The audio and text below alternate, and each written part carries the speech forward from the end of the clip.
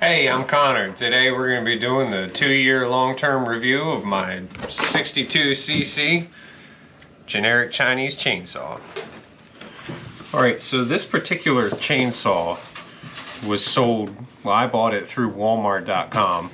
It was $89.99 shipped. Sold and shipped by Toy Subscription Box Inc. Pro seller. $89.99. 20-inch 62cc 3.5 horsepower gas chainsaw, gasoline powered handheld chainsaw, 62cc 2, quantity 1. It came branded as the Coocheer. There you go. The Coocheer 6200. There was a sticker here that's gone. There was a sticker here that is also gone. It looks like they all do. I got this one because it was orange and it was cheap.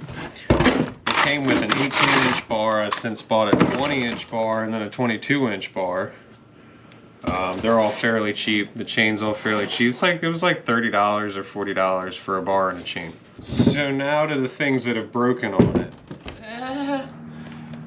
So one of the first things to go, or for me to notice, was the fuel tank leaked pretty badly.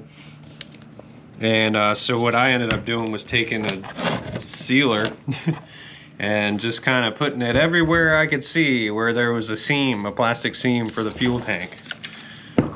So all along here, up in there, I had this apart a little bit and I had it up in there and everything. I guess you could buy a new fuel tank for pretty cheap. Yeah, I know you can buy a new fuel tank for pretty cheap, but it's all coming from the same place, so what are the chances it won't leak? So the fuel tank, that was the first thing. The next thing that went was my, well, this never really worked great anyway, but my chain brake handle, which is right here. Yeah, so that popped off. That attached right here with a spring and kind of like a janky mechanism. I don't know if it's older tech from like older chainsaws they copied or it's just how they engineered it themselves. So anyway, that fell off, but I do have a replacement. This was like $11 shipped to me off of eBay, so I'm gonna throw that on today. The air filter, which I should clean. This didn't stay on very well initially, and I've kind of smashed mine onto the carb down there, but this didn't really fit well, so you'll get a lot of particles in there and the carburetor get actual gunk on the intake, but it was getting clogged up real bad there. But I've sort of made it to where it sets and stays fine, and I, you know, fingers crossed, knock on wood, haven't had any issues for a while. Of course, now that I take that apart to show you, now it's going to act up. I did put some silicone around this fuel cap because there like either wasn't a washer, or, well, yeah, there is, but it's just ineffectual. It just leaked from there, and it kind of still does a little bit, but it's not as bad as it was. I think generally if you buy one of these saws, you may just have to accept that it's going to leak because the other one I got and just did a video on, the top handle, that also leaks. Okay, so those were the most obvious things. From there, I had to tune. There's a little cap here, and as you can see, I went through it. I had to tune the carburetor a little bit, but that's pretty standard with these kind of saws. These bolts, just kind of, some of them kind of fell out or were cross-threaded. I've lost some from the recoil starter, as well as the just the top cover. And then speaking of the recoil starter, here recently I lost the spring inside of this, so you know, the one that rewinds it. I ordered a new recoil spring for this and installed that, and I got 2 of them for 10 bucks right off of Amazon, and those came in 2 days, so I was back in business. I was back in business fairly quick. But I also have, in case I ever want to just replace the whole thing, you know, again, this was $10 or $11. It actually ended up coming quicker, a lot quicker than I thought. It came in like 2 days. But you know, there's the whole assembly for 11 bucks. So I'm good. I got that ready to go in case it breaks again. So I got an extra part and then the extra whole piece.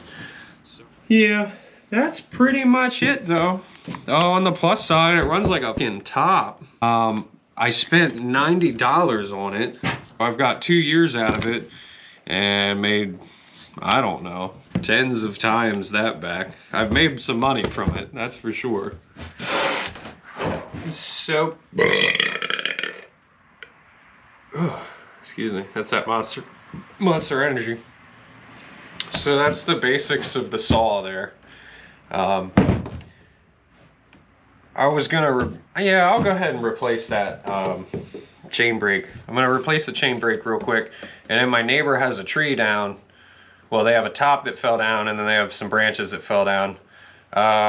So I'm gonna go over there and cut them up real quick and try and drag them away. Or just make it a little easier for them to clean up since they're not always around, I guess. So yeah, I'll get that chain brake on and then I'm gonna go over there and cut. And you can see how this thing runs. The Coocheer 6200 Back Pasture Tree Hugger Edition.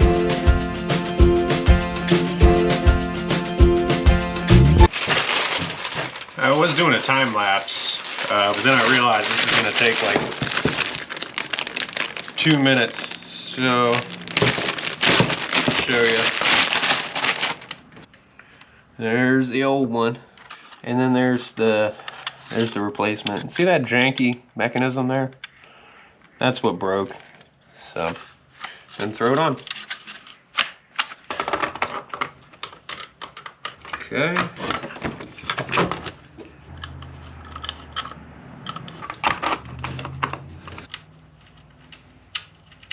It is cold out here, man. Well, it's not that cold, but it's like 29 degrees and it's in the shade. The sun's not helping me at all in here. So it is chilly in here, man. Gotta get my gloves on and go work a little bit, warm up. Nice and tight. That'll loosen up when it gets hot. It's cold out here now. So I got the chain pretty tight. Get these nuts pretty tight. Nuts, get these nuts pretty tight. Cool. Engage, off. Engage, nice. All right, let's go cut.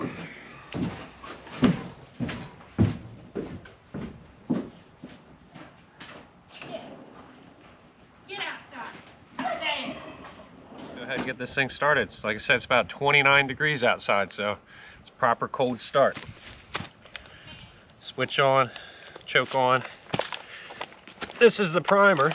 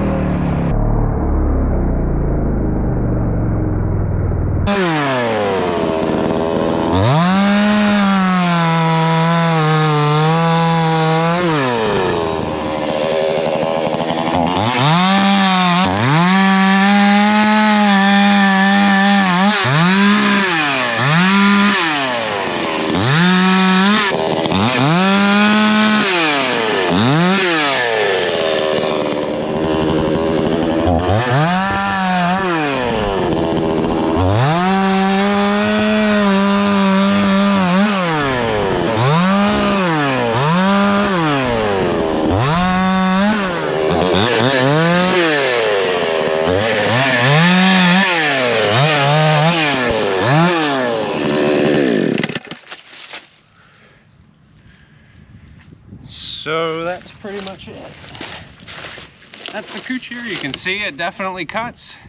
Aside from all the small problems, which if you're mechanically inclined, you can definitely take care of yourself.